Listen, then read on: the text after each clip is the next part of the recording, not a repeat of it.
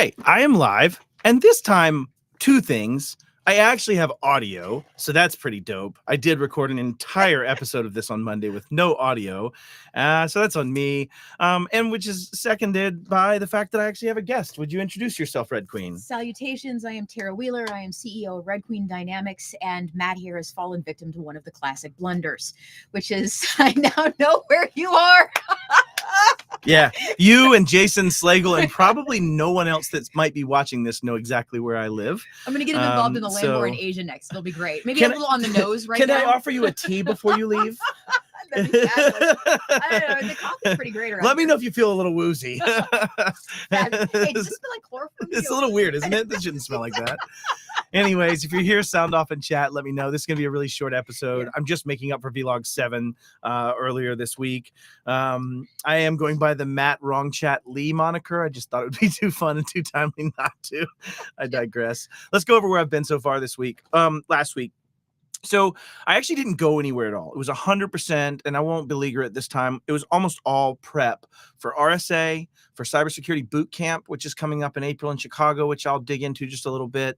And then also mainly just really RSA. And if people don't realize, I'm not poor mouthing, I'm not trying to be, poor us, but how hard it is to focus and how much they actually ask you to change your deck and redo your deck and massage your deck and do more things. And so Tara just looked at me as our third or fourth time we tried to get on a call. Yeah, we did. We kept trying to get on calls, and then just like instantaneously a squirrel happened. Yeah. Yeah. So she's like, I'm flying there. And so like, getting on a plane. We've spent the day getting it done. I'm super excited about this talk. Do you want to tell them what our talk is together, Tara? Absolutely. So we're going to talk about this really fundamental difference between enterprise and small business and MSP security, which is this concept of break glass accounts. You know, in the enterprise world, when we have break glass accounts, those are the kinds of things that you pull out. They are the email address of last resort. Like the domain's been world's stole. on fire. Yeah, I need to escape out of this particular service or IDP or something. Alarm bells are going off when you pop this thing out of a vault someplace. And in an SMB and MSP world, what happens with break glass accounts? We use them to sign our GDAP relationships. Somebody else's credentials that we store in an account, oftentimes sitting right next to a TOTP code or seed code in the same password manager with little to no thoughts on that. And what we're going to be talking about is, what is that impact on the realized risk to an enterprise? Not the real risk, but the realized risk. Like, how does this impact a enterprise? And how can an enterprise, and I do mean enterprise in that definition, not the we are going to enterprise to do something definition. I mean an enterprise company, make better decisions of who their SMB and MSP partners are. And we got together to do this talk. I had done a talk similar to this called Nobody Gives a Blank about Fazio. I didn't use blank. I used fuck actually on stage. And thank you. Now I'm okay. Good. Okay. I've been absolved of my sins in that regard. So no, I tease, but I dubbed the cyber pro. You sworn on stage. You now exist. Yeah. No, I tease, but I did this in front of Fortune 100 and Fortune 500 CISOs last year in April, this time last year. And a lot of them were shocked to understand that there might be these paradigm gaps between the way they think these security questionnaires have been answered by customers and the reality of their implementation, which shouldn't be all that shocking because enterprises themselves check the box and then aren't actually implementing the safeguards that well. What are your thoughts? I think, the reason that you and I really wanted to do this talk, especially at RSA, is at RSA, I'm going to be honest, 2 years ago, I did a talk on small business and compliance and security. This is very similar to what Matt was talking about. And we just kind of brought these two worlds together to talk about what the difference is between what enterprises think they're seeing is in MSPs and SMB security and what's actually happening. But here's the real thing that I think is really kind of lost here. In the enterprise world, if you're doing a checklist and you're trying to check green all the way down, there's some actual consequences. Most of the time, if you lie or even don't understand what's happening on one of those checkboxes. The issue with small businesses and MSPs is you're not actually sure whether or not the people you're talking to understand the words coming out of your mouth. Hey, Matt, tell me about whether or not you preserve external logs for asset inventories. You are the CEO of a 20-person trucking company in Illinois. Go. Let's even pretend like you didn't say multiple sets of logs. Like you just said binarily. Logs done. Logs. Yes, logs. Oh, logs. I got those out back. They've been seasoning for a while. It's going to be a nice fire. Like, I don't mean to be pejorative, but I do mean for most of those trucking companies, if they've never met an MSP, they definitely aren't doing these things, at least at a much higher likelihood. But even if they've met an MSP, the variance and difference even in what the MSP is so big. All I'm really asking for these enterprise companies to do is do a better job of discerning their SMB risk vis-a-vis the quality answers from their MSP. And when you think about it, some of those things might be like, instead of saying, do you do MFA? It might be, describe to me your implementation of MFA across your clients and what you stand for as standards perspective. Oh, we require that FIDO-based MFA must be used in the most utmost risk. Okay, this guy or gal gets it. Like, we're good. We can move past this. Or MFA, yeah, we use those. We share the same code. It's just about trying to assess your risk in that way. And that's what we're building the talk for. So without going too long, we just spent the last, 10-ish hours, 8-ish hours banging through 56 slides, 60 slides to try to make an impact and educate this disparate audience about the MSP and SMB plight, which really comes down to economics. At the end of the day, the SMB spends anywhere between 5 and 6% of their overarching top line revenue on technology in general. And we've had a fun game and a slide in there of Tara, what can I spend 50 grand on in cyber and get? You got an SMB that has $1 million in revenue a year. They're spending 5 to 7% maybe of that on all of their technology. All of it.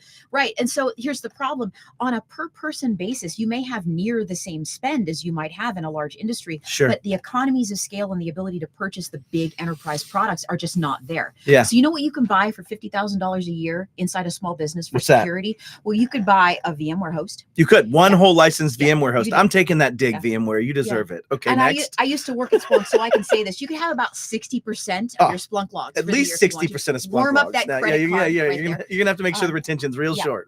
You know, I saw a small business a couple of years ago need to deal with incident response for the first time, and they were pretty shocked to find out that they would be spending about $150,000. So that's 1/3 of an incident response. Of one third down. That's a third down. This is great. But here's the thing, who are you going to have to run this whole setup? Right? You got to buy Chuck. You got to buy.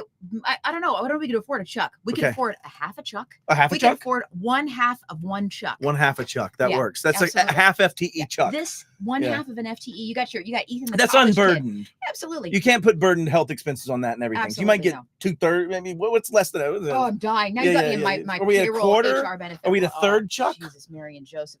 So the problem we got here is that these small businesses don't have the money to spend to get the economies of scale for security. Correct. They're picking bits and pieces to do this with, and there's just no and they're often doing it through their MSP. But Absolutely. Again, the MSP is an unknown variable in this because they could be amazing and good at their world, or they could offer things that are not valuable for what we're trying to do. And so I think that's the balance we're trying to bring awareness to in our talk, and we won't beat it to death. I appreciate you coming on my vlog.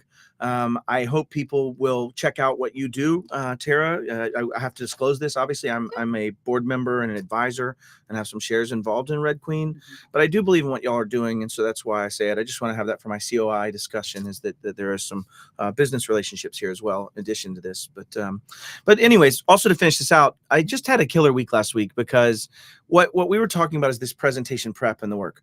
Go look at the top left number. I did 7 presentations last week. So I did 7 separate, either jumping in. I'll talk about this next week. I did some, spoke for college students just recently about being in cyber and their career and career choices and thoughts in the industry. I ended up doing presentations on, I don't even remember, all kinds of stuff last week, but just kind of want to take this minute in my vlog to go back, if anybody's watching, and just kind of recap that last week was presentation and prep. This week is prep. Not a whole lot of presentation, thankfully. I've got one coming up here in like 30 minutes or so. But basically just getting ready for probably one of the bigger stages where I feel the least able to bring value to that community. And I really love the humility of how we ended our talk, right? Which is basically neither one of us really deserve to be here. Kind of. Right? Like, we don't live in your world. We don't serve the same clients. It's SMB, the small business world and MSP world and enterprise cyber worlds. Just they don't mesh a great deal of the time. And you know, the way that Matt and I have had this conversation, I think it's important. I think the mission matters for this one, and the collaboration and bringing these ideas back and forth means we're always translating. We become this corpus callosum for corpus callosum. Man, I didn't get that on my Scrabble sheet today. You know, it's that little pathway in the brain. You know, that goes back and forth. Sure. No, I follow. So it's brilliant. We get to have that opportunity. But let me ask you this one question while I've got you live on a channel right now. Does this make you happy? Do the presentations, does this work right now that you're doing, does it make you happy? I don't know if that's fair, because I enjoy it. Do you enjoy it? But like the mission, I enjoy it. Serving your mission, is it is it bringing you, let's not say happy. Okay, yeah, because happy's not fair. How about joy? It solves purpose. Okay. I enjoy it? Yes. So joy could come into that conversation by that definition, but Yeah. just as much, I would just as rather be on my bicycle or motorcycle or be with my dog or doing a million other things. But I will say it makes me happy when I feel like I can add something or make a difference or change someone's world in some small way. So those make me happy. Those small points, I will say, that's where like I'm afraid of not delivering value, then that makes me very unhappy. And that comes to like, even when I talked to those Fortune 100s last year, I was terrified. I'm terrified of this talk of not bringing value. But I think missions don't always have to make you happy. They just have to serve the mission. And there has to be an ideology and a purpose behind it, right? Like, I don't know if you've unpacked MICE, just the what is that? Money, ideology, coercion, and ego, right? And so for me, this one's not an ego thing. I think there's obviously a touch of it. You always want to be accepted in the world and things like that, but it's much more of an ideology challenge for me because I have a decent amount of money. Could I be plied with the money? Yeah, there's certainly a number. I'm sure. I'm certain there's a number. Be bought, just there's a number. If anybody's wondering, it's right there. Right, there's some number. It's just not one that most people are going to spend. But that said, like it's ideology for me. And for me, it's not even an ideology of patriotism in that statement. I mean, while that's an aspect of it, for me, it's a ideology of every technology always goes through this phase where you build something up until it gets to a certain level of adoption and disregard that it starts killing people. Yeah. And when that starts happening, you start dealing with it. We're kind of finally at that precipice of dealing with it. Yeah. And I feel like my mission in life, at least God's calling to me for what I do on a daily basis, is to try to take the knowledge that I've gained by loss, and boy, you go lose a few $1 million to a threat actor and you get serious about it, to go change somebody else to not feel that again. Yeah. Right. And that's the life. So I don't know about happiness, but it definitely brings me fulfillment. Yeah. I guess that's a way. I think the same thing. And I think there's so many people in security right now who are so tired. You know, the state of the world kind of waves arms like blow up guy at the car lot. Right. But at the same time, Eddie said, does that mean you're easy but not cheap? I am not cheap. Let's be very clear on that right now. Oh, man. But I think that there is a sense of mission there, and it matters for me very profoundly. Yep. And there's a lot of people right now who are tired and who don't have the energy this week to try to put this kind of stuff together. You know what? It's going to be your turn next week, my brothers and sisters. You know, we're going to figure out a way to keep this thing going. And, you know, this week it was our turn to try to explain to enterprises how you let small businesses succeed and tell you the truth in a meaningful way and start to get some concept of risk. And, you know, next week it's going to be somebody else's turn and I'm going to be crying over in a corner and looking for that Norwegian ski queen cheese and like some beer and just like, curled up. Don't get started. If you send us down this path, it's not going to be good. This isn't a therapy session.